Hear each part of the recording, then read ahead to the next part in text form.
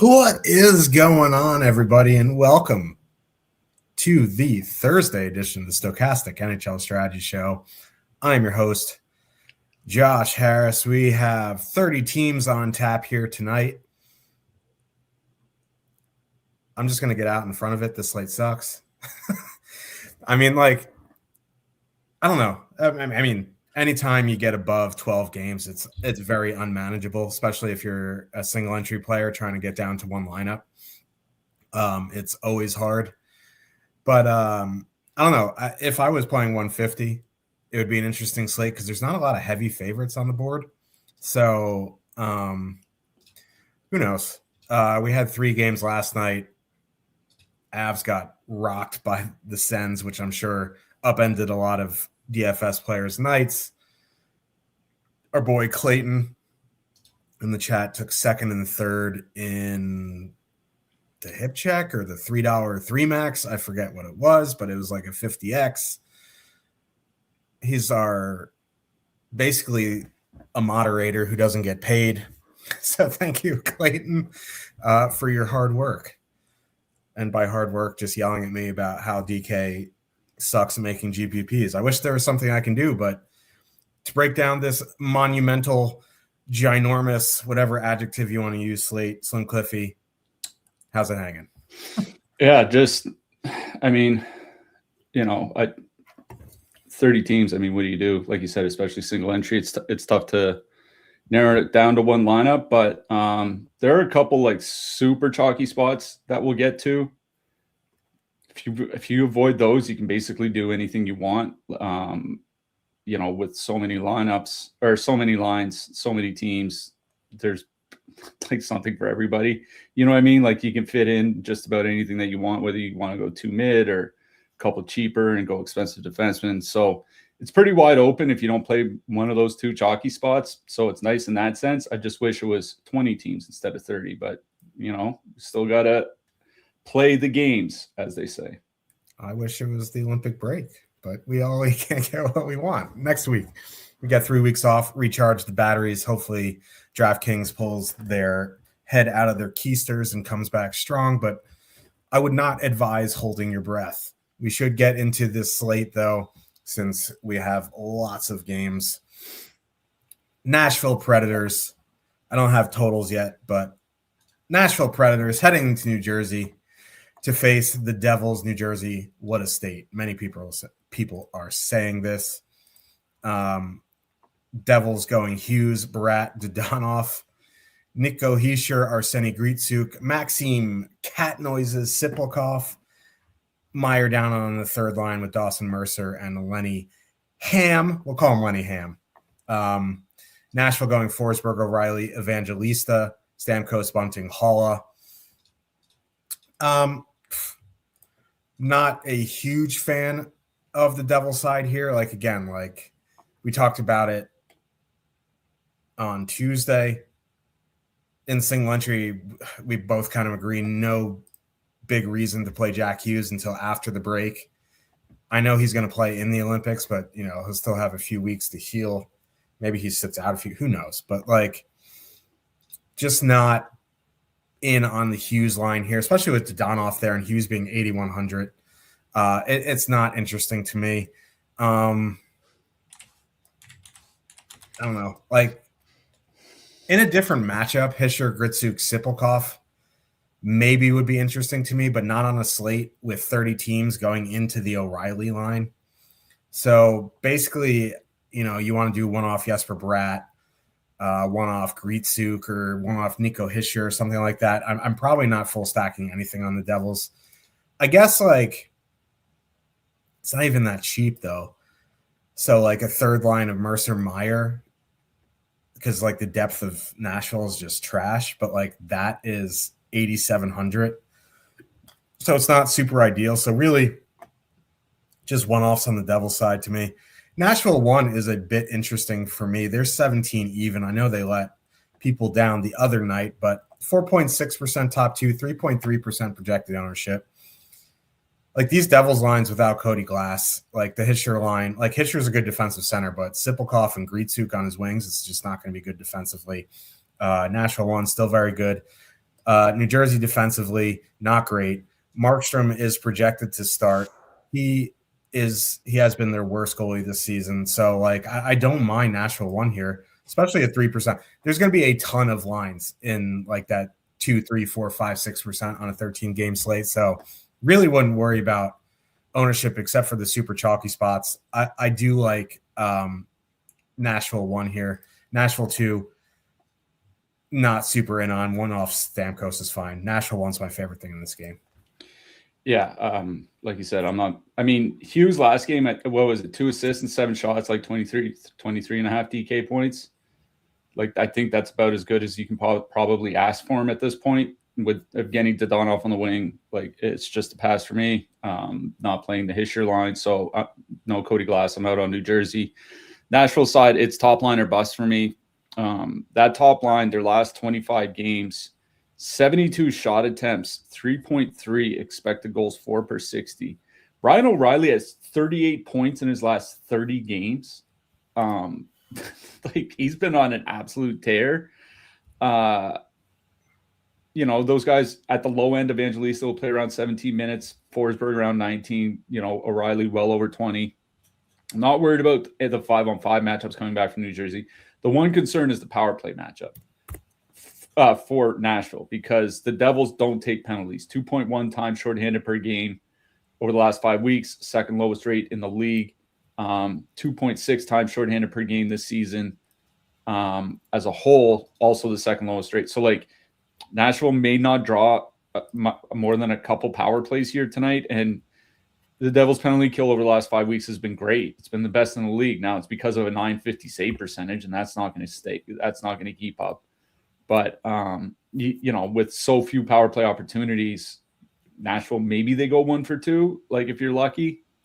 So if I was 20 maxing, I think I would probably have 1 in Nashville 1 in a single entry. They're probably not a priority for me, but Nashville 1 is easily the line I like best in this game. We're getting totals in now. We have ownership running. We are firing on all cylinders here. Let me find this next game here. It is the Philadelphia Flyers with a 3 total heading into Boston. The Bruins have a 3.4.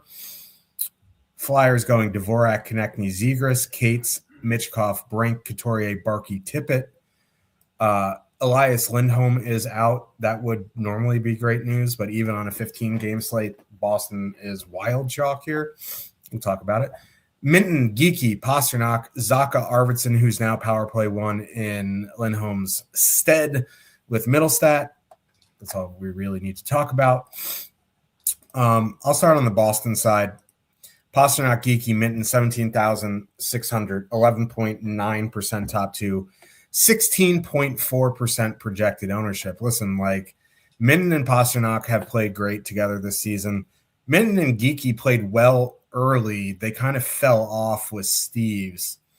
But as centers go on the Bruins, Minton is their best play driver. So that line is going to be good. They're going to see the Dvorak line, which is not good defensively at all.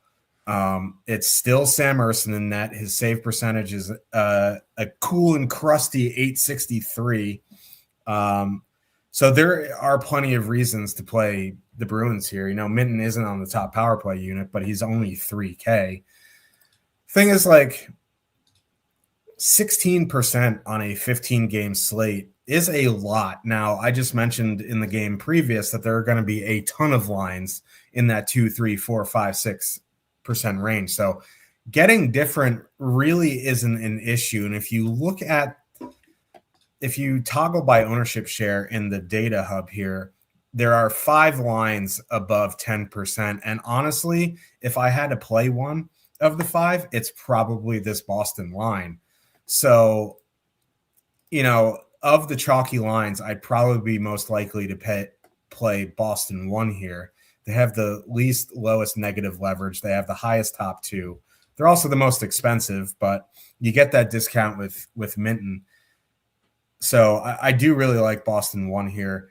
Boston 2 is interesting just from the fact that now you get 2 guys on the top power play unit. I don't love their 5-on-5 matchup, but they're still shooting on Urson, and the Flyers penalty kill has been iffy of late. So 11,300 for that Boston 2 filler, I think, is fine. They're coming in 1.6% projected, really not too bad for 2 of the 3 on the power play, but Boston won game for me for sure on that side. On the Flyer side, as I scroll down for hours because every team is playing, I think it would be the top line here of Konechny, Zegras, Dvorak. Just from should mention Konechny might not be playing tonight. Yes, game time decision. Yeah. So, but it is early lock, so we will know as I drink some poison to wake myself up. They are 15,200. They are fully correlated against the Boston team that takes a ton of penalties. Now, the Flyers' power play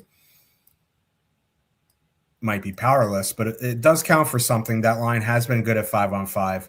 If Konechny's out, I wonder who they move up. It might be Mitchkov. Could be Tippett. You just don't know. But as it stands, if Konechny plays, I do have interest in the Flyers' top line. If you want to go to that Barkey line again as a filler, that's another one. Tippett and Barkey are on the same power play unit, assuming Konechny's in. They've been fine. The depth of Boston is whatever. They take a ton of penalties. So Flyers 1 for me, assuming Konechny's in. Couturier line's fine, but my favorite thing in this game is Boston 1. Yeah, it's the Boston side for me. Like my problem with the Flyers is the big weakness for Boston is what you mentioned is their penchant for taking penalties, right? We say it every time they're on the show. Most times shorthanded per game over the last 5 weeks. Most times shorthanded per game over the course of the season, and the penalty kill itself is not very good.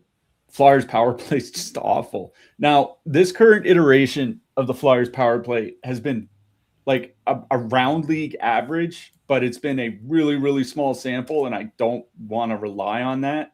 I'm going to assume that the Flyers power play has been what it's been for the last 4.5 years or whatever, and that's not very good. So without a good power play, or even a passable power play, like this doesn't seem like a spot to take advantage of Boston's problems staying out of the penalty box. So like I'm just kind of out on the Flyers.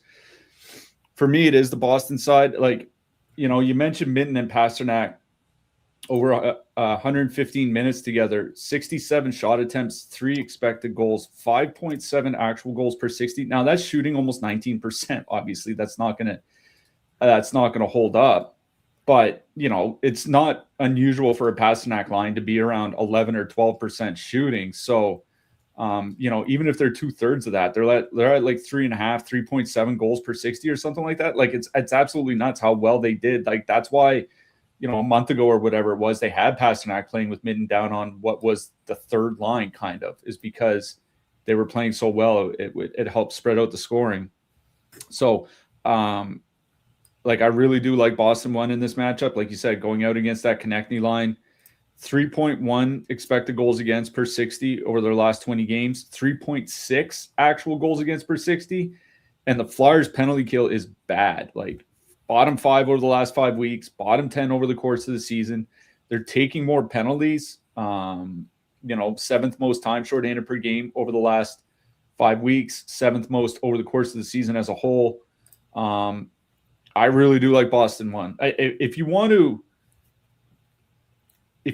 make it more of a power play stack, I think you can do that. Like this is one of the few spots where I would be kind of fine doing it. Maybe you just want Josh stack Boston, like the top line plus Zach and Arvidsson, and then be on your way, or just the power play unit or something. But for me, it's generally speaking, it is Boston 1. I think Boston 2 is a fine filler. I agree with you 100% there, because I'm not super concerned about the Flyers middle 6 matchups. I know the Couturier line's been solid defensively, but Boston 2 will see some of that Konechny line as well. And now that they have 2 guys on the top power play unit, it kind of changes the complexion of what to expect from them in a very good power play matchup like this. So for me, it's Boston 1 is the even strength line I like best in this game. Like, and even with 16% ownership, like honestly, I don't really care that much, just because there's so many other spots to lower that average ownership elsewhere on the slate.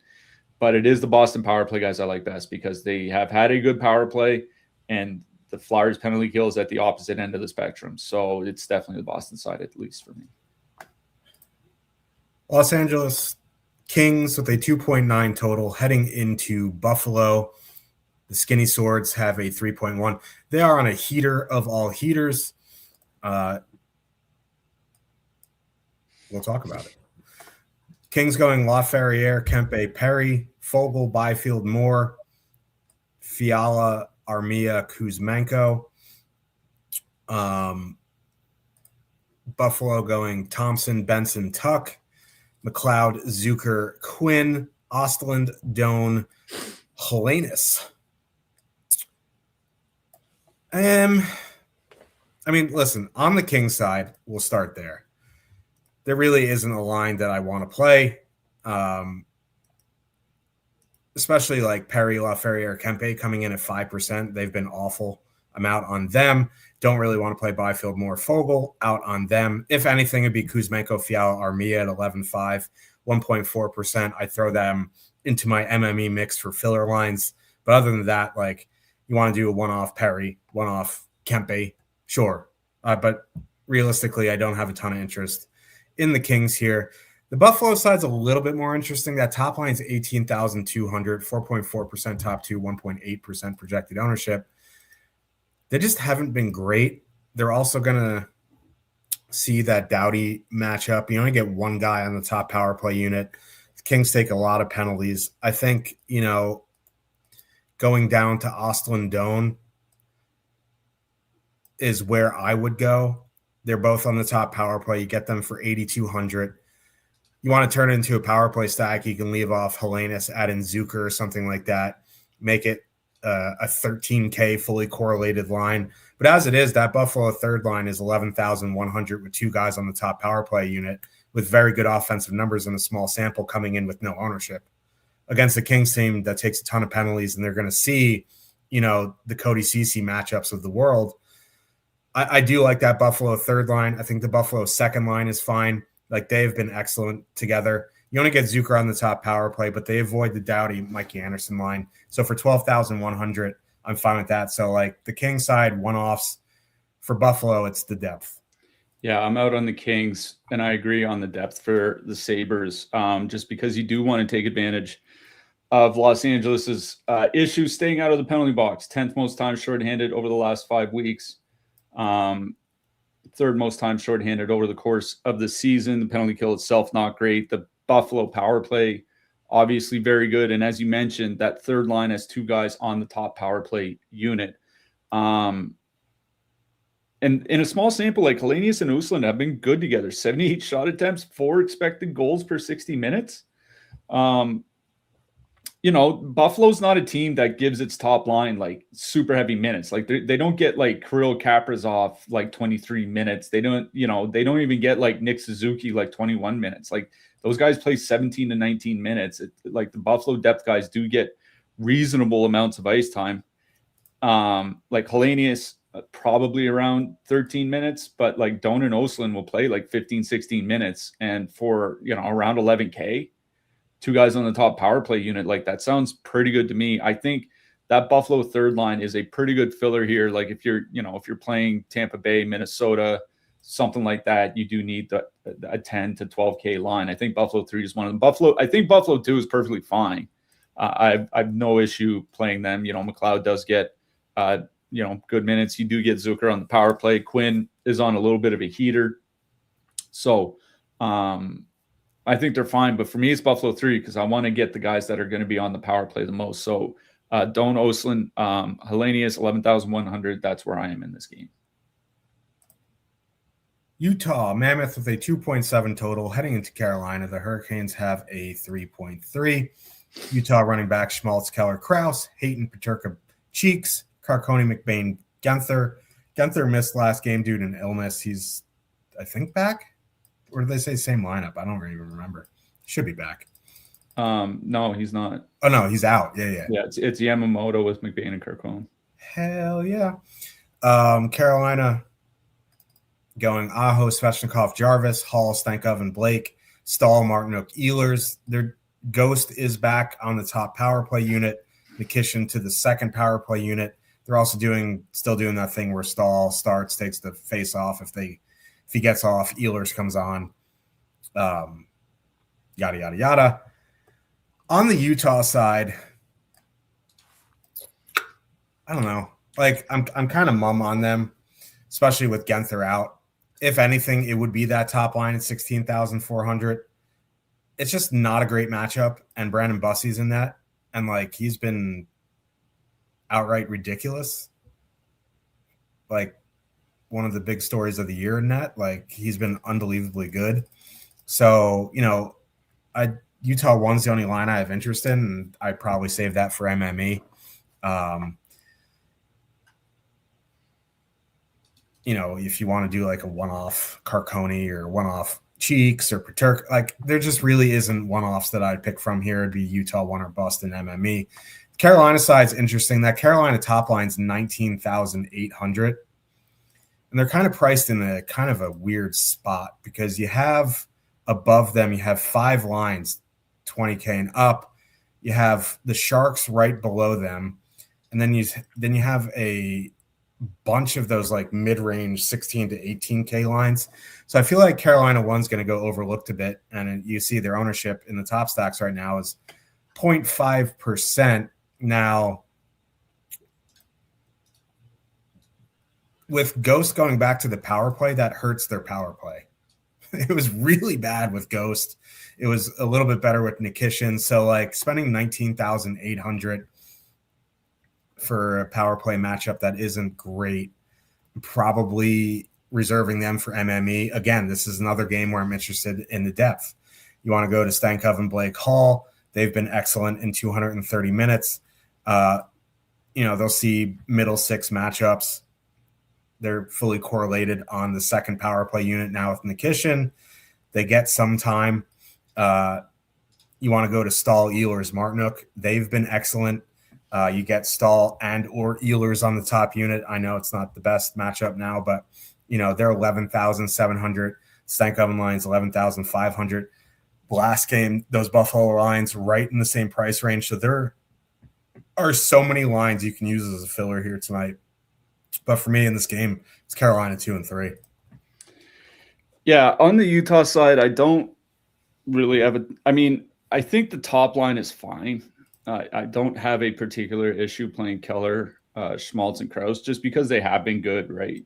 77 shot attempts, 2.8 expected goals per 60. Like with Genther out, I don't think that third line is going to be getting like the 14 to 17 minutes or 15 to 17 minutes that they had been seeing. I think you're going to see some more ice time for that top line, which is always nice. We talk about it. I shouldn't say all the time. We talk about it sometimes. Like Carolina limits shots against very well, but they do give up a lot of quality. Now, I imagine, once we get a bigger sample with Jacob Slavin in the lineup, things are going to look a little bit better. But, 16,400 for a line coming in with positive leverage that has been very good offensively, that is going to get 19 to 21 minutes between the three of them. I like, for me, they're MME only, but 20 max and above, I think is fine. The Utah line I kind of have interest in is that Hayton line. Hayton Boot and JJ Paterka. Like with Genther out, 2 out of the 3 guys on that line are going to be on the top power play unit, and they're 10,400. There is an Edmonton. We do have the Edmonton Oilers on the board later on in a primo matchup, as the house might say. So there are going to be people looking for those 10,000, around 10,000 or less lineups or lines because of the Edmonton Oilers. I think Utah 2 is one of them. They're probably going to avoid Slavin. So then you get into those second and third Carolina pairs that have been kind of leaky defensively, especially off the rush this year. I think they're a filler. I don't mind using if I'm MMEing or something like that here tonight. That's it for me, really, on the Utah side. The Carolina side, I think, is pretty interesting because, as you mentioned, that top line's getting absolutely no ownership. They've been great together. 3.3 expected goals, 72 shots per 60, perfectly correlated on the top power play unit. And the Utah penalty kill, which had been good, not elite, but good earlier in the year, has been on a fairly steady slide. And the last 5 weeks, it's bottom 10 in the league. And as you mentioned, Carolina's power play, like, it was good with Nikishin. Hopefully Ghost can kind of pick up because, like, they were good, like, for long stretches last year. Carolina power play over the last 5 weeks has been pretty good as well. Tied for third most goals for per game going back to the week before Christmas. So, maybe they could do a little bit of damage here. The thing is, there's not really a ton. I mean, obviously there's the Oilers. If you want to play the Oilers, we'll get to Colorado in a second. But, like, I look at the rest of the lines in that 18 to 20K range, like Winnipeg, Buffalo, Minnesota, like Vegas is just over 20K. I think they're okay, but, like, there's not a lot there that I really like. I think in that, like, 18 to 20K range, it is Carolina 1 that I do like the best in that mix. So for me in this game, it goes Carolina 1, Utah 2. Yeah, I mean, I'm good with Carolina 1, especially under 1%. I just worry that the power play might regress with Ghost, but hopefully not. Maybe it was just because he was hurt. Colorado Avalanche, the 3.4 total heading into Montreal. Canadiens have a 3.2. The Colorado lines are projected because they absolutely just blendered the absolute you-know-what out of them against the Sens last night. We currently have McKinnon, Olofsson, Netchus, who got banged up, but he came back. That might be something to keep an eye on here tonight. It was an awkward hit. Nelson, Nishushkin, Lehkonen. That's all we really need. Montreal going Suzuki, Caulfield, Texier, Kapanen, Slavkovsky, Demidov. So on the Colorado side, if it is McKinnon, Netchus, Olofsson, like, they're fully correlated. I don't really give a crap about a small sample 5-on-5 numbers, just because, like, this is a really good power play spot, and they're 21,600 fully correlated, where you can get McKinnon and you still get Olofsson and Netchus on his wings. You don't have to go across two lines here. Now, I would try to find a way, if you're power play stacking, to get Brock Nelson in. I'd probably go Brock Nelson over Netchus, honestly. But if you don't want to do that, go double center. You could just straight up go Colorado 1. Now, these lines are projected, and they're on the road, so it might be hard to get lines in pregame. So, anyway, I would focus on the power play guys. Olofsson at 4,300 obviously brings the cost down and all of that. So it would be Colorado power play for me. On the Montreal side, it is back-to-back on the road for Colorado. It is Scott Wedgwood. I don't mind Montreal 1 here. Especially, they're coming in at 3% projected at 16,900. And they're up to 4 expected goals per 60 in a 145-minute sample. A Victor Olofsson line is not going to be good defensively. So as long as it doesn't really matter, because, like, Lehkonen, Netchus, McKinnon were awful defensively. I would imagine Olofsson up there would be similar-ish in a decent sample. So I don't mind Montreal 1 here, especially if you're doing some mid-range stacks here. You get 2 of the 3 on the top power play. Still no Devin Tays. So, they are back-to-back on the road, and the Sens worked them last night. I'm not saying run out and play Montreal 1, but they have been excellent. They're 16,900 coming in with positive leverage. The second line, again, they're probably fine if, you're in that range for a $13,000 line with 2 guys on the top power play. But really, it's Colorado power play, Montreal 1. Yeah, I'm glad you mentioned Devin Taves there, because I was looking at how the top line has performed without Devin Taves. I was when McKinnon and Makar are on the ice without Devin Taves, their expected goals rate goes down 20%. I think that's just a reflection of how good Devin Taves is, as opposed to anything wrong like with Makar and McKinnon or something like that. Like, they just go from like supernova best line in the league hands down to one of the best lines in the league. You know what I mean? And like it's not a reason for me to fade Colorado here. But the thing is the Avs power play fucking sucks. Like, I honestly have no idea what's wrong with that team. But it's the one thing that they just have not been able to get right at any point this season. They're averaging like 0.53 power play goals per game this season. Just to give an idea of who that's worse than Chicago, New Jersey, Vancouver, Anaheim. Like, it's bad. And with Brock Nelson, they have 100 minutes with Brock Nelson on the top power play, with McKinnon, Makar, and Natchez. 6.6 goals per 60 minutes. That's 25% worse than the league average for a top power play unit in 100 minutes.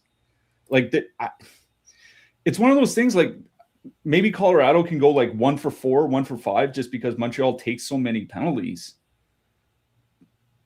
But I don't know. Like, I think if I'm going to pay up that expensive, like, we'll get to Tampa Bay in a second. Like, I think I might go to Tampa instead. Like, I don't hate playing Colorado here. And the other thing is we have to watch for warmups, because Brock Nelson did finish the game. He played the third period on the top line. And if it's McKinnon, Natchez, Nelson, that line's almost 25,000. So I don't know. Like, I think I'd prefer like one-offing Nathan McKinnon and playing like a 3-2-1 stack with two cheaper stacks or something like that than I would be like full stacking Colorado one here. So for me, it's McKinnon as a one-off rather than full stacking anything from the Colorado side. I mean, McKinnon does have the highest projection on the board tonight. So, like, very good play. I'm just not full stacking anything from the Avs. On the Montreal side, like, you're right about that Montreal top line. 3.8 expected goals, 4.6 actual goals per 60. Texier, last 16 games, 32 shots. So he's averaging 2 shots per game. Like, it's not like he's just kind of invisible and hoping to donk an assist or something like that. And, I mentioned how the expected goals against or expected goals for goes way down with without Devin Taves on the ice. I was looking at McKinnon and Natchez since Christmas. They're basically league average defensively. And they're back-to-back on the road. I'm kind of with you. I think for me, it's Montreal 1 here. I'm a Montreal Canadiens fan. I will say I'm getting the sense that they're going to break up the second line here very soon. Is it going to be in-game? Is it going to be between games? Like, we just don't know. It's something that I do think Kirby Dach eventually just makes his way to that second line eventually. So for me, it's Montreal 1. Caulfield, Suzuki, Texier, 16,900, 4.2% top 2 stack. That's the line I like best in this game. But the single player I like best in this game is still Nathan McKinnon. McKinnon only had 1 shot on goal yesterday, but that, Ottawa's a good 5-on-5 team. Their goalies just blow. Speaking of awful, New York Islanders with a 3.1 total heading into Madison Square Garden. My Rangers, 2.8 total. What a sad sack of a franchise. But Islanders, this is a home and home. They played last night. Islanders trounced them with Spencer Martin and big save Dave in net. So it's going to be Quickie and Sokorokin in net. Horvat, Heineman, Palat, Barzell, Duclair, Drouin, Lee, Pajot, Holmstrom. Rangers going Zibanejad, Miller, Perreault, Trocheck, Lafreniere, Cooley. Zibanejad, Miller, Perreault, 15,600, 8.2% projected. Good luck with that. I'm out on the Rangers. Like, the 3 most important players on the Rangers are Temi Panarin, Adam Fox, and Igor Shesterkin. They're all out. I'm not playing the Rangers without any of them. The Islanders are at least interesting because no one's playing them, at least projected. The top line 0.7%, second line 0.2%. The Rangers just aren't good defensively, period, without Fox. You have Quick, who's been bad because you have to play him so much. You want to go back to Horvat, Palat, Heineman at 14,800. Cool with that. Zibanejad, Miller, and Perreault, worse than league average defensively. You want to go to Barzal, Drouin, Duclair because they've been good. Trocheck, Lafreniere, Cooley, not great defensively. There's a shocker. So I'm cool with. I know they're back to back on the road, but like, so the Rangers are back to back as well, and it's not like they flew cross country. I mean, yeah, there was probably traffic on the LIE, but it's a short drive. So I'm fine with either of the Islanders' top two lines here, and I'm just out on the Rangers. Yeah, also out on the Rangers. For me, it's Barzal, Duclair, Drouin, just because, as you mentioned, they do have that correlation that you do like to see it. And like, listen, man, the power play has been kind of decent with Tony DeAngelo running things. Whatever else his problems as a hockey player, he's still very good offensively. So Barzal, Duclair, Drouin, 0.6% top two stat, 0.2% ownership at 13,700. It's kind of an awkward price, but again, with so many lines on the board here tonight, if you're playing Montreal one and there's 16,400 like this, and you want to play an expensive defenseman, like this is one of those lines that you put in with Montreal one. I was looking at Barzal and Drouin's numbers together. They're actually not as bad as I thought they were going to be. They're at 61 shot attempts and 3 expected goals for per 60 minutes. All three guys skating around 17 to 20 minutes a game because of that power play time. So for me, it's Islanders one in this game. I'm fine with either of the Islanders. I'm honestly even fine with Islanders 3, Lee, Pajot, and Holmstrom. I'm not going to lie. I think Lee and Holmstrom might be the team's 2 best wingers, at least until Kyle Palmieri comes back. And that they're on the third line is kind of funny. I think they're fine as a filler, but for me, it's really the Barzal line I like here. Why are the Rangers so god awful at home? It's because their roster fucking sucks. Anyway, trade everybody. Chicago Blackhawks, the 2.8 total heading into Pittsburgh. The Penguins have a 3.6. Blackhawks going Bedard, Teravainen, Nazar. Dickinson, Mikheyev, Bertuzzi, Moore, Burakovsky, Green. Penguins going Crosby, Raquel, the GOAT, Brazeau, Novak, Malkin, Shinnikov, Kindle, Mantha, Rutger, McGrodry. Bedard's clearly not healthy, and it's you just watch him play and you can see it visibly. So I don't really want to play that line, even though they're 14,700 in a good 5-on-5 matchup. I'd probably just go right back to Dickinson, Mikheyev, Bertuzzi at 9,600 if you're trying to jam in Edmonton power play. I'd do a 2-man Dickinson, Mikheyev for 5,500. They'll probably play a fair bit of minutes. They have been fairly good offensively. Now finishing is an issue, but it's 5,500 for the two of them. So that's probably where I'd be. You want to one-off Oliver Moore because he's on the top power play unit. Fill your boots, but it would be Chicago 2 for me. I wish this was a better power play matchup for the Pens. I mean, it is Arvid Soderblom in net, and he's been not ideal, to say the least, in net this season. But, Chicago still has a very good penalty kill. So for that reason, I'd probably go to Crosby, Raquel, Brazeau, 17,700, getting that Connor Bedard matchup. There's no Connor Bedard line that is going to be good defensively. You're shooting on Arvid Soderblom. If in a different matchup, I would like Novak, Malkin, Shinnikov, but I feel like they're going to see a fair bit of that Dickinson line. So in this game, it would be Pittsburgh 1, Chicago 2. I also will mention Pitt 3, seeing the bottom 6 of Chicago. Kindle, Mantha have been excellent together. Rucker, McGrody's min price. He may only play 12 minutes, but, a 2-man of Kindle and Mantha certainly in play. Yeah, 9 games for Connor Bedard since he came back. 5-on-5, 43 shot attempts, 2 expected goals for per 60 minutes. It's horrific. Out on him it is the Chicago second line because they have been good offensively. They're up over 70 minutes together, 64 shot attempts, 3 expected goals per 60. Now they're only shooting 3%, so they haven't scored a whole lot. But like you said, Dickinson and Mikheyev, very, very cheap 2-man to put in with your Edmonton, Colorado, Tampa Bay, those types of things. So Chicago 2, the only thing for me on the Chicago side. Oh, they have been playing 17 to 19 minutes.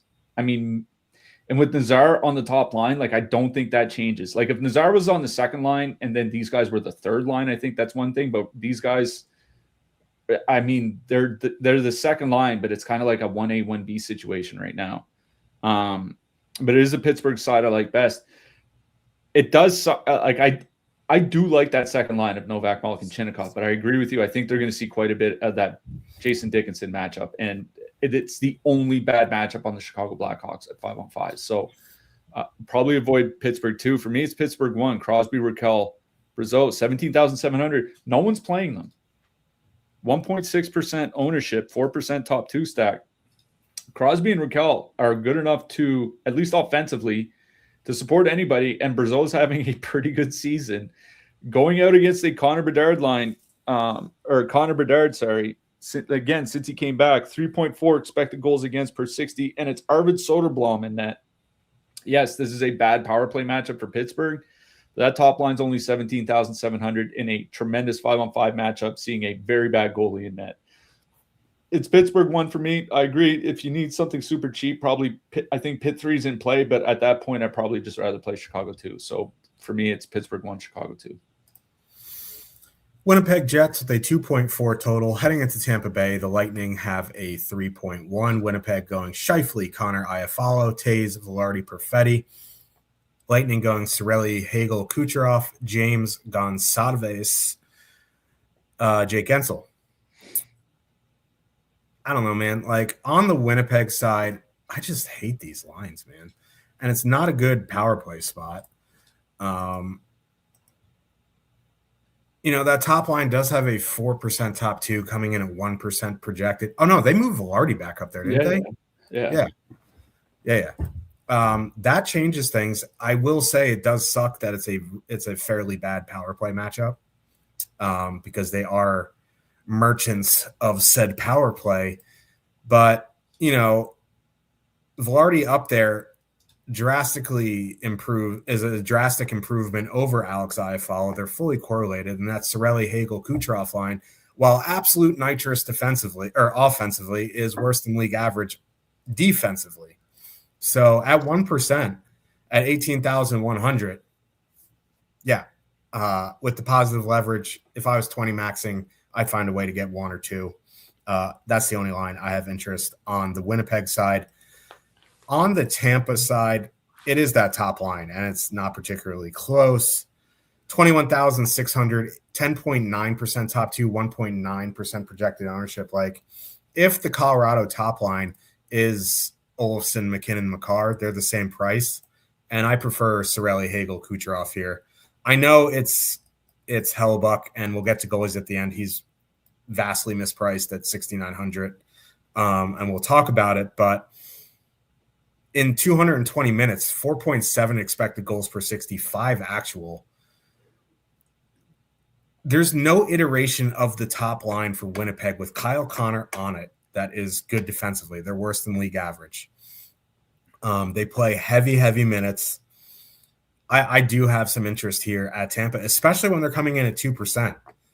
Like, I'd much rather play Tampa at 2% than Colorado. I think they're projected at like 7 or something like that. So I do really like Tampa 1 here. Tampa 2 is interesting. They've been fine in a small sample. They're 12,600, and you get Jake Gensel on the top power play unit. I am not like throwing them into my lineup first, but if I needed a line in that range, there's someone I would consider, but it is both top lines here. Yeah, I just because Velarde's back on the top line, like they are at 3.2 expected goals per 60 with him on the top line. It's very good. Like just because he's back there, I think you do have to consider them if you're 20 max and above. At the same time, like this is one of the worst matchups in the league. Like let alone on the power play, just like overall. Like Vasilevsky's giving up 2.1 goals against per game. If the Jets get to 4 goals, this line probably figures in on at least half of them, if not 3 of them. So I can buy from a goal concentration perspective. That's why you might want to play them in your 20 max, like have 1 out of 20 or have like 2 or 3 if you're 150 or something like that. Just because if this is one of those games where Vasilevsky gives up 4, maybe even 5 or something like that, then the Winnipeg top line is probably going to be heavily involved. Those games are few and far between, and with so many options on the board, like I don't think you have to go there in single entry, but I think Winnipeg 1 is playable just because there's no ownership on them. It is Tampa 1 I like best in this game, 21,600 with almost no ownership. As you mentioned, high expected goals. I was looking to see if they're slowing down recently. So I looked at the last 10 games, 4.0 expected goals, 5.6 actual. So they slowed down by the expected goals, but they're scoring more. Yeah. Like 4.0 expected goals. You do that for a season, you're the best line in the league. The one thing that does concern me is the Tampa power play it's just not very good. It's like the Colorado thing, where at 5-on-5, like they're, empty net, even strength, all that, like they're lighting the opposition up, and then on the power play, they're just falling apart. So I think I'm treating Tampa kind of like I would treat Colorado, and that's like, I think I'm more interested in like a one-off Hagel or a one-off Kucherov than I am in full stacking anything. So I think for me, the only thing in single entry I really have interest in this game is some one-offs from the Tampa side. Washington Caps, 3.1 total. Heading into Detroit, the Chalk Wings have a 3.4 total. Caps, did they run lines today? I don't know. I didn't see them, but I would assume they're going to go Strome, Leonard, McMichael, Sordif, Protas, Wilson, Dowd, Ovechkin, Frank. Detroit going Larkin, Raymond, Casper, Kopp, DeBrincat, Kane. Let me start on the Detroit side because there is a boatload of ownership there. Larkin, Raymond, Casper, 14,800, 6.1% top 2, 13.3% projected ownership. DeBrincat, Kane, Kopp, 15,100, 7.8% top 2, 17.1% projected ownership. Yikes. That's just a lot. They did move Patty Kane back to the top power play unit. If I was going to do anything on the Detroit side, I'm just full sending a power play stack. Like, I'm not just 5-on-5 stacking Larkin, Raymond, Casper, whatever percent going, yeah, hell yeah. I know it's Charlie Lindgren, but like that ownership's just crazy. I want to get a full power play stack in there. It's a great power play spot. Lindgren in net makes it that much better. You throw in Sider on the blue line. Power play stacking on a 15-game slate, some people might call you a slapdick, but you know what? If you win, you can say, laughing my way to the bank. So it would be in this high ownership spot. It would be a full-on power play stack. I don't really want to stack either of the lines at their ownership. If I had to do it, would be Kopp, Kane, DeBrincat, but 17% ownership on a slate with 30 teams is just not for me, Bob. On the Washington side, it would be that second line, sort of Wilson, Protas, until they mix up these other lines. I have no interest in the Strome or Dowd line. Yeah, agree with you on the Detroit side, just because it is such a good power play spot for them. Over the last 5 weeks, the Caps are taking 3.5 times shorthanded per game. That's third most in the league. Over the course of the season, sixth most times shorthanded per game. Over the course of the season, bottom 8 penalty kill by goals against per minute. So it's a pretty good power play spot for Detroit. I would just power play stack. Like I'll say right now, I'm not playing the Wings tonight, and just pray to God that Charlie Lindgren just doesn't explode in net. I'm just not playing one of two lines from Detroit where they're coming in, where their ownership projection is like 3x.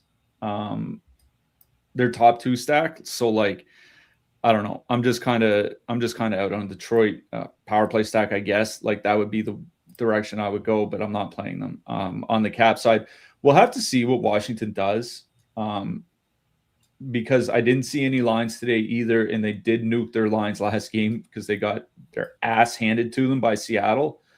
So we'll have to see at warmups, and if I'm not mistaken, this is the one game that starts at the bottom of the hour on the entire slate. So this starts after those 7 Eastern games. Half the slate's going to be locked by the time we find out what the Caps lines look like. For that reason, I would probably just go to Sordif, Wilson, Protas. 205 minutes together, 4.1 expected goals, 4.4 actual goals per 60. They all skate between 17 and 19 minutes. I'm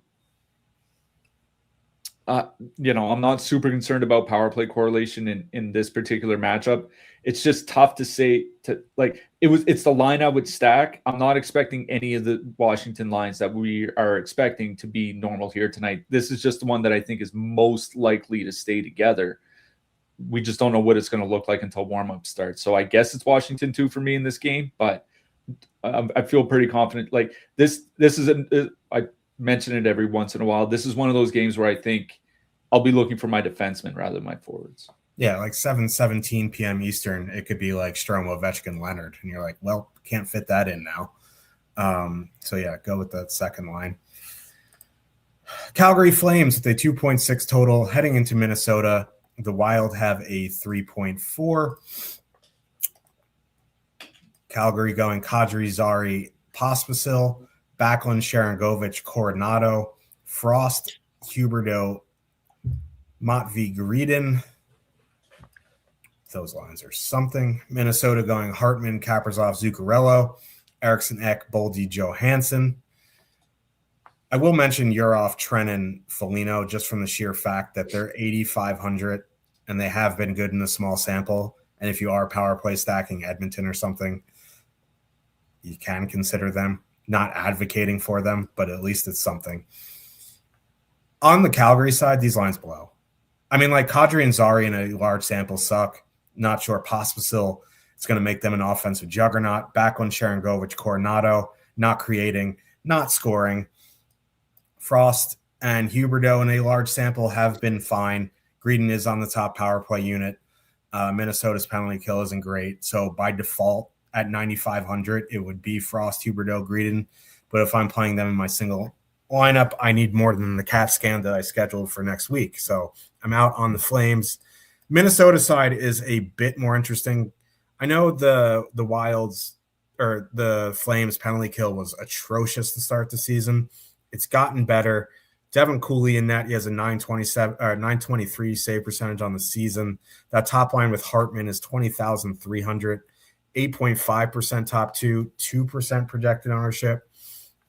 Boldy, Eriksson Ek, Johansson, 16,600, 4% top two, 4% projected ownership. I think this is another one of those spots where I'd probably lean Minnesota 2 just for the $3,700 savings, and they're going to see that Kadri line was his worst defensively. Now, I know Backlund without Coleman isn't the same defensively, but I just want to save the $3,700, get, Eriksson Ek and Boldy against that Kadri matchup. If you want to go to Minnesota 1, I think it's fine. They've been very good. It's just, the Flames penalty kill has improved. There are other lines in that 20K range I prefer more, so I'd prefer to save the 3,700 and go to Eriksson Ek, Boldy, Johansson. I feel pretty confident saying I'm not playing the Flames here tonight. Yeah. I mean, I guess I agree with you. It would be the third line because they are cheap. You get some power play exposure, but we went over like Buffalo 3 and Pittsburgh 3 and Chicago 2. Like there are super cheap spots that I would rather play than literally anything from the Calgary Flames. So I'm out on the Flames.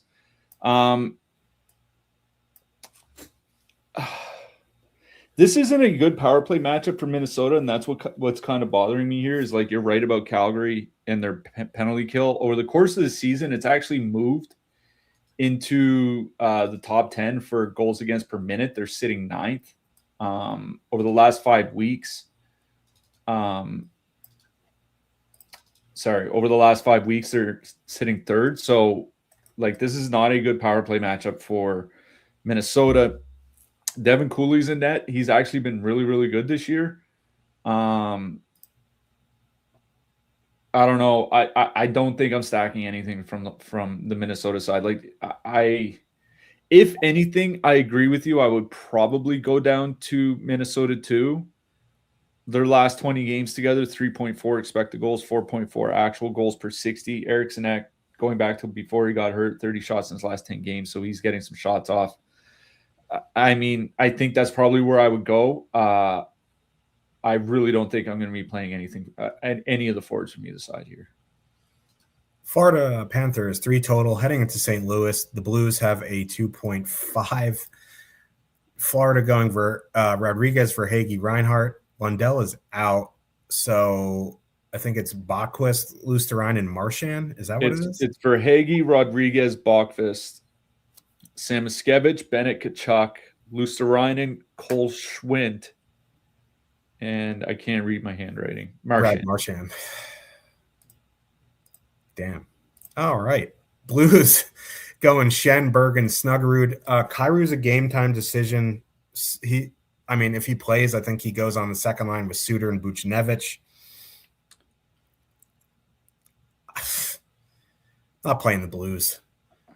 Again, like if you want to one-off some cheap power play guys, fill your bowls and say, thank you, sir, may I have another? But I'm not really interested in the Blues here.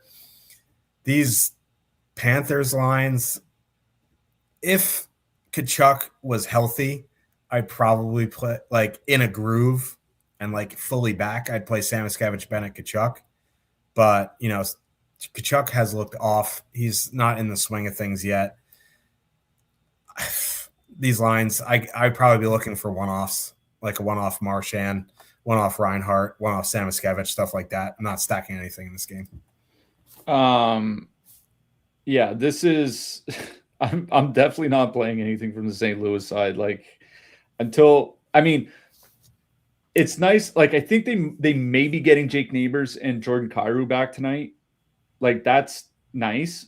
But again, this is one of the later games to lock. And it's like, do I really want to start switching around my lineup at 7:45 Eastern so I can fit in one of the worst offensive teams in the league on a 15-game slate? That just feels like a hard no. So, like, I'm just kind of out. On the whole I haven't found anything about Sam Reinhart. He didn't skate this morning. Bachquist was in a spot with Verhaeghe and Rodriguez. I haven't been able to find anything. They did say Lundell was out, but I haven't seen anything on Reinhart being out. He hasn't been skating much, though. No, and that's why, like, if he's in, it would be Rodriguez, Verhaeghe, and Reinhart for me. That line has generally been pretty good. 3.4 expected goals for per 60, 69 shot attempts per 60. Verhaeghe has 12 points in his last 10 games, even though he's been taken off the power play unit or top power play unit. So I think it would be Verhaeghe, Rodriguez, and Reinhart. But until we know for sure that Reinhart is in, it's another one of those things where, like, I'm not going to run out or I'm not going to let half the slate lock just so I can play the Florida Panthers on the road with one guy from that line on the top power play unit. Like, I don't know. I think this is another game where it's just a pass for me. San Jose Sharks with a 3 total. Heading into Edmonton, the Oilers have a 3.9. Sharks going Celebrini, Smith, Groff, Regenda, Wenberg, Toffoli, Misa on the third line with Eklund and Gaudette. Oilers going McDavid, Nugent Hopkins, Hyman, Draisaitl, Bouchard. The top line for Edmonton without Leon Draisaitl is 24K even. They have a 19.9% top two, 3.8% projected ownership. They have been excellent at 5-on-5, but it's an excellent power play matchup, and I'm not leaving Draisaitl off a stack. If you go Draisaitl instead of Nugent Hopkins, it's 27,500. There are so many lines that are playable from around the 11K spot that you could almost do it if you punt, like you play Hellebuck and a couple like really cheap defensemen. So I guess you can go McDavid, Draisaitl, Hyman. It's just absolute wild scenes to fit him in after that. Again, you could just go McDavid, Draisaitl, and hope Hyman doesn't break it at 7,500. I think that's probably the most likely route for most players here tonight, like playing Edmonton. If you can make it work, I would add in Hyman or Bouchard because they're the same price. Just going McDavid, Draisaitl is not sneaky. I guess it doesn't really matter if they break the slate, but like I would try to get a third in there Nugent Hopkins will be the lowest owned of the 5 power play guys. So if you want to do that and hope he has the game, by all means do it. But it is the Edmonton power play guys. On the Sharks side, like, it's Tristan Jarry in that. Here come the Oilers. We love to see it. If I'm doing anything on the Sharks side, I'm one-offing Celebrini or doing some sort of power play stack. Like, honestly, like Wenberg, Toffoli, Regenda have been really good in a small sample, but I sure as shit am not stacking the Sharks without Celebrini. So maybe I'd do Celebrini, Wenberg, Toffoli. That's what, 19,600. But the problem is Will Smith is very important to the power play because, you know, someone has to pick up Klingberg, you know what I mean? So I probably go like Celebrini, Smith, Wenberg, or Celebrini, Smith, Toffoli, or just a Celebrini one-off. Yeah, the other thing here is I know Matthias Ekholm skated at the optional this morning. He was considered day-to-day. I wonder if he's actually going to play tonight. Like, if he's out, it's like there's not really a whole lot on that Edmonton blue line that would concern me defensively. You know, Celebrini, Smith, and Graf, 3.1 expected goals for per 60 in their limited time together. You know, the Edmonton penalty kill is below average this season. It's not anything special. It's Connor Ingram tonight. Okay. Yeah. San Jose scored power play twice last game. One was a 5-on-3. I mean, those things happen. 19,400 though. It's like Carolina 1 is $400 more expensive. I would probably rather go play Carolina than San Jose here tonight. I think Celebrini one-off, I think, is perfectly fine. San Jose 1 is firmly in play. For me, it's probably more MME, though, just because, like I said, for a single entry with Carolina 1 being priced right there, I would probably rather just play Carolina than San Jose. So for me, San Jose 1 and 20 max or above. Question is what to do with Edmonton. I think I would probably just do McDavid Draisaitl and then just kind of move on. It does get really expensive. Like, we have gone over a bunch of lines, 10K and under, that you can use 2 or 3 guys or something like that and make it work. It is a really good power play spot, though, obviously. San Jose's penalty kills bottom 8 in the league over the last 5 weeks, bottom 10 in the league over the course of the season. We know how good Edmonton's power play is. You know, the Edmonton top line since Christmas is at 4.7 expected goals, 4 per 60. McDavid's skating 24 minutes a game. I mean, at the very least, I think it's McDavid and Draisaitl. Probably my favorite, like, 2-man stack on the entire board here tonight. It's just a question of, do you add anything into them? I think, given how expensive the prices are, that's probably where I would stop. But if somebody wants to add in Hyman or Nugent Hopkins, I wouldn't say no. I mean, you could probably add in like Vasily Podkolzin for 3,500 to bring the cost down. Like, that line isn't awful offensively. You know what I mean? It's not like the Sharks are juggernauts, and maybe he like donks an assist and has a couple shots. But yeah, let's talk about the Leafs. Toronto Maple Leafs 3.2 total heading into Seattle.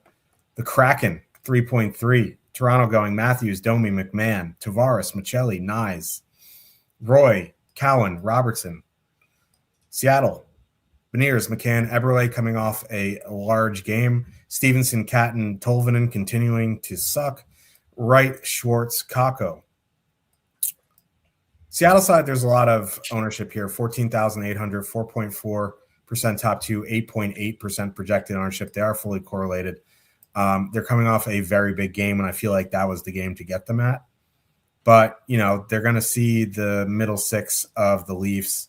They have improved, as Cliffy mentioned, since they got Troy Stetcher. You know, 8.8% isn't awful, you know, if you want to run them back in MME. I don't know.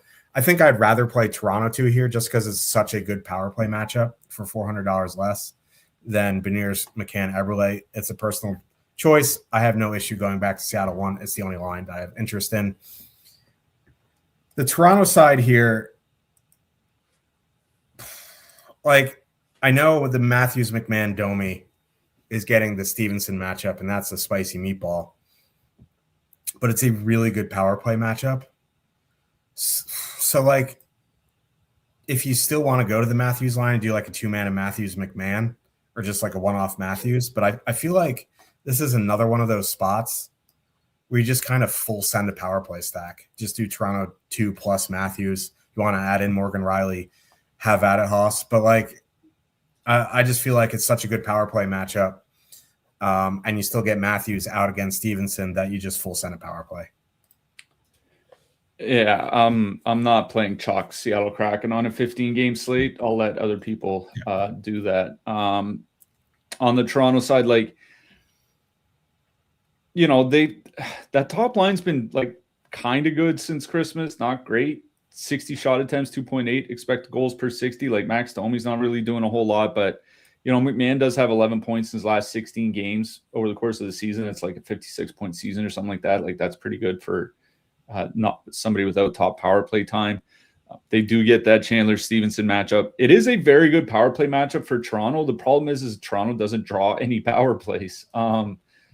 Fewest power plays per game in the league over the last 5 weeks, fewest power plays per game in the league over the course of the season. So like maybe it's a good power play matchup, but it's not like this is the Edmonton Oilers rolling in with their power play. Like even as the Toronto power play has gotten better, it's only been slightly above average with Matias Maccelli there, like 6% above league average with Maccelli, which is an improvement for them, but it's not great.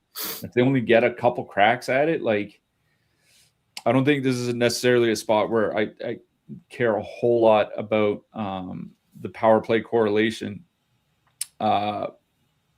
So, you know, if I can get an Austin Matthews line, 3.5% ownership in a very good 5-on-5 matchup, that's what I'm going to do. So for me in this game, it's Toronto 1. I like Toronto 2 is fine. Like I have no issue playing them. They've been good in their own right offensively, but for me, I want the Chandler Stevenson matchup at 5-on-5. So it's Toronto 1.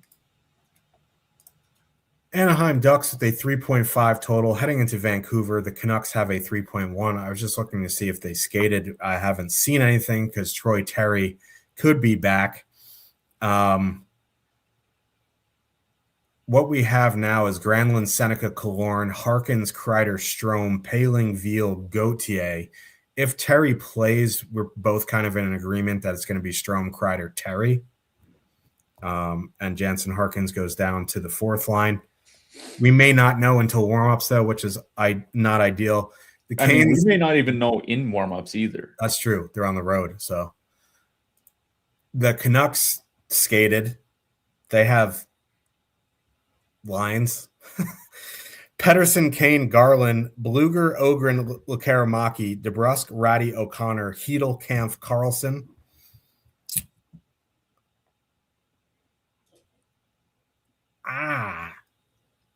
I honestly, with those 12 players, I think that's the worst possible lineup construction that you can make. It's like pretty close. Yeah.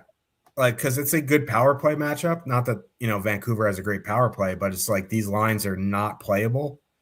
So I guess it would be one-offs, like a one-off Lekaramaki, a one-off Pettersson, but like, am I really one-offing the Canucks on a 15-game slate? Like, I'd rather eat a shoe.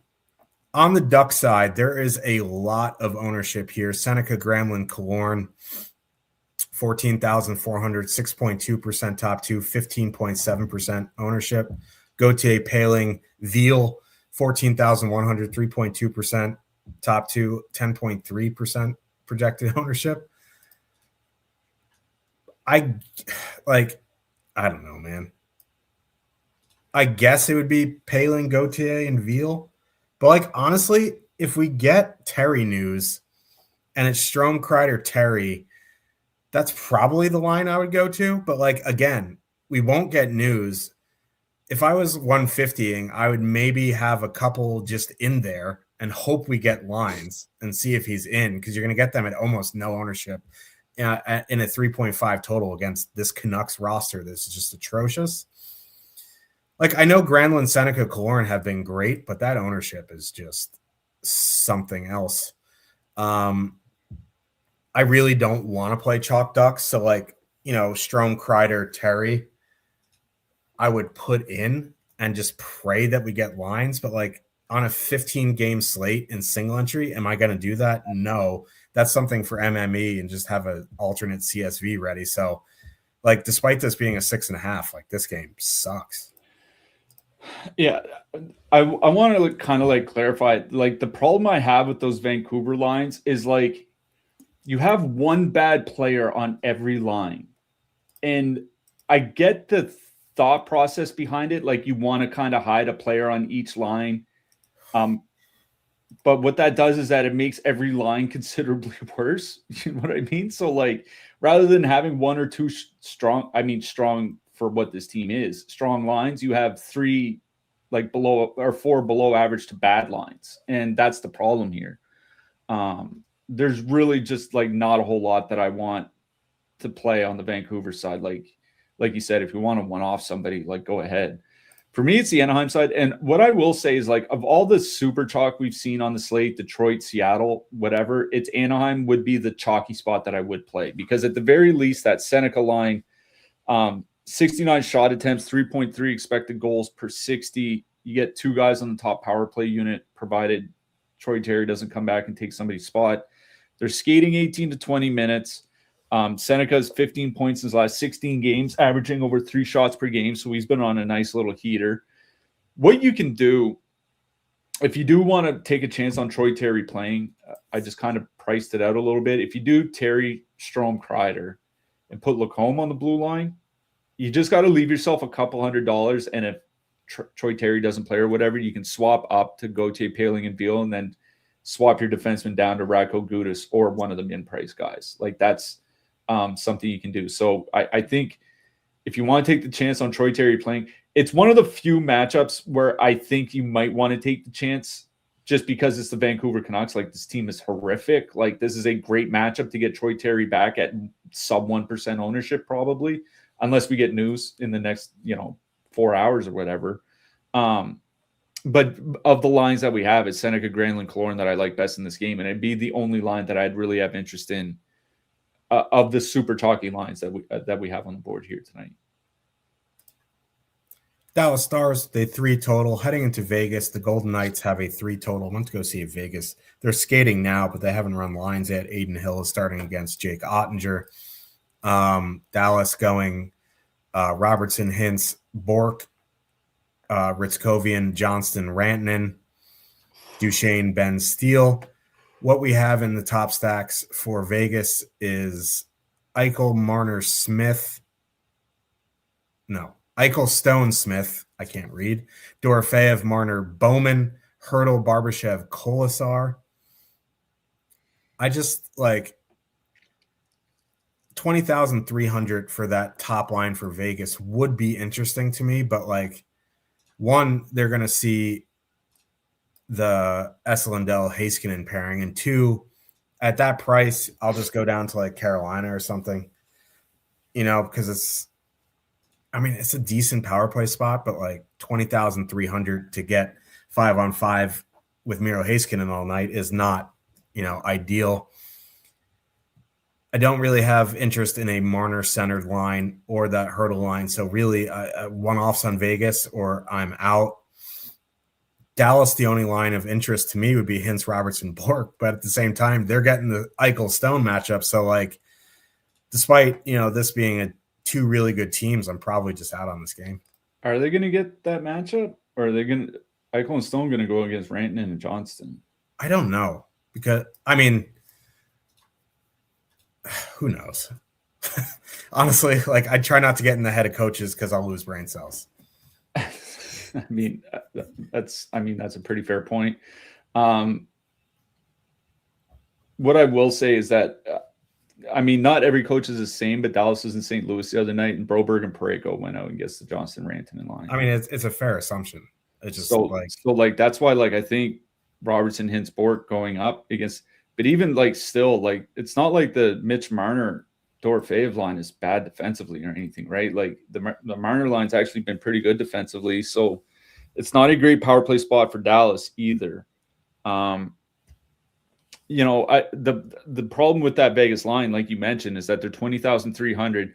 Now they're coming in with no ownership, but I could save $500 and play a Carolina top line that is perfectly correlated with no ownership. With no ownership, right? So because Carolina 1 is right there with no ownership. I mean, you can save over $2,000 and go play Winnipeg. Like is Vegas against Dallas all that worse than Winnipeg against Tampa Bay as a matchup? You know what I mean? Like it is a worse matchup, but I don't think it's enough to where if you need to save $2,000 in your lineup, like it's a make or break or anything like that. So I think just because there are other options, I'm out on the Vegas side. For me, the only thing I really have interest in is Robertson, Hintz, Bork, just because they have been good together. 74 shot attempts, 3.6 expected goals, 4 per 60.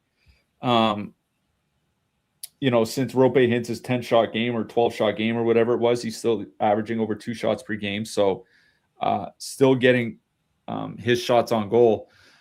Going to be honest, I don't think I'm going to be stacking anything out of this game just because I don't think it's a very good power play spot for either side. And these are two teams who have really relied on power play for a lot of production. Whew, that's 15 games for you. Let's talk about defensemen.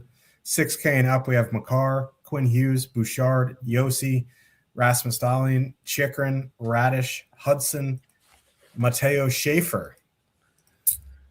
Like Makar's 8,300, and he's probably still the highest projected player. But like without Taves back-to-back on the road, it's not something that I'm going out of my way to play. I think the number one guy for me would be Evan Bouchard. After that, I'd probably put Quinn Hughes too, just because he just plays so much. But like the trio of Yossi, Dahlin, Chychrun really do interest me here tonight. I'd probably go Rasmus Dahlin 1, Yossi 2, Chychrun 3 in that range. But, it's a personal preference. But for me, outside of the Makar, I'd go Bouchard 1, Quinn Hughes 2. The other guys, Radish, Hudson, and Schaefer, I'd probably just play in correlating stacks. Yeah. The highest projected is Makar. The second highest projected is Bouchard. Bouchard has a higher point per dollar value, so he's number one on my board. I think they're 1 and 2. Third for me would probably be Chychrun down at 6,300 against Detroit. Not that it's like a great matchup or anything, but we know the upside that Chychrun has. Like we've seen it over the last season and a half in Washington. He has the highest point per dollar value of any defenseman, 6K and above here tonight. Single-digit ownership. I think that's probably where I would go. So Bouchard, Makar, or Chychrun for the expensive guys. Mid-price range, like Brandon Montour has the highest projection of any defenseman between 4 and 6K here tonight. I think he's very much in play. Charlie McAvoy for the Bruins in a very good power play matchup against the Flyers. Jackson Lacombe has the third highest projection for any defenseman between 4 and 6K against Vancouver. I don't think that's a big surprise. Moritz Seider, very much think he's definitely in play. Like there are a lot of guys in that 4 to 6K range that I kind of like more than the expensive. Like I think Evan Bouchard is a great play, but I do think like Brandon Montour, Jackson Lacombe, Moritz Seider, Charlie McAvoy, like those guys are kind of more where I'm heading. Between 4 and 5K, like Darnell Nurse, obviously, Vince Dunn running the power play. Philip Hronik wasn't at morning skate that I saw for Vancouver. Gonna have to get an update, see if he's playing, because obviously it's not a bad spot for him. Sam Malinsky, averaging over 20 minutes a game over his last 5 games. I think he's perfectly fine as well. Under 4K, Justin Falk, I guess. As long as he stays under 4K, he's playable. Matthias Samuelsson playing like 24 minutes a game over his last 5 games for Buffalo, under 4K. I think that's very playable. Keandre Miller is projecting well for Carolina. So is Hampus Lindholm for Boston. Uvis still running the power play for Florida, and it's a pretty good power play matchup on the road against St. Louis. Ryan Pulock for the Islanders. Under 3K, Louis Crevier from Chicago is projecting well. So is Zach Whitecloud from Calgary, Mason Lowry from Boston. I mean, it's still Sam Urson. Everybody on Boston is in play. Mario Ferraro and Jake Middleton are the other 2 defensemen I would be considering under 3K. Let's talk about goalies here. We have an 8,600 Philip Gustafson. It is against the Flames. I've heard worse ideas, but that's more of a cash play. If you happen to have 8,600 lying around, I guess it's fine. I don't really like the top range because, you have Gustafson 8,600, Vasilevsky 8,500, and then you have just like guys that are just kind of meh. I guess Daniil Tarasov is somewhat interesting, but I'm really not spending up for goalie here.